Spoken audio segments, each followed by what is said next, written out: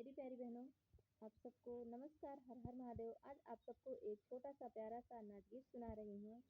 भक्ति नाच गीत जैसा भी लगेगा कमेंट में बताइएगा। मेरी गीत पूरा जरूर सुनिएगा आप सब। लिहला गोकुला में जन्मवा काऊ बनाया राजाऊ। लिहला गोकुला में जन्मवा काऊ बनाया राजाऊ। काऊ बनाया राजाऊ, हे काऊ बनाया राजाऊ। लिहला गोकुला में जन्मवा काऊ बनाया राजाऊ। बाग लगाया बगीचा लगाया काऊ बनाया राजाऊ। एकठे ने मुलाऊ नाई लगाया काऊ बनाया राजाऊ। हो एकठे ने मुलाऊ नाई लगाया काऊ बनाया राजाऊ।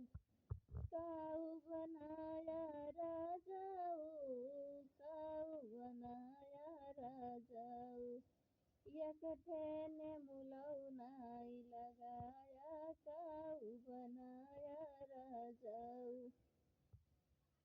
लिहला गोकुला में जन्मवा काऊ बनाया राजाऊ। लिहला गोकुला में जन्मवा काऊ बनाया राजाऊ। तार खनाया इनार खनाया तू फिर काऊ बनाया। तार खनाया इनार खनाया तू फिर काऊ बनाया। एकठे जगताऊ नाई बनाया काऊ बनाया राजाऊ। एकठे जगताऊ नाई बनाया काऊ बनाया राजाऊ। लिहला गोकुला में जन्मवा काऊ बनाया राजाऊ। काऊ बनाया राजाऊ, हे काऊ बनाया राजाऊ।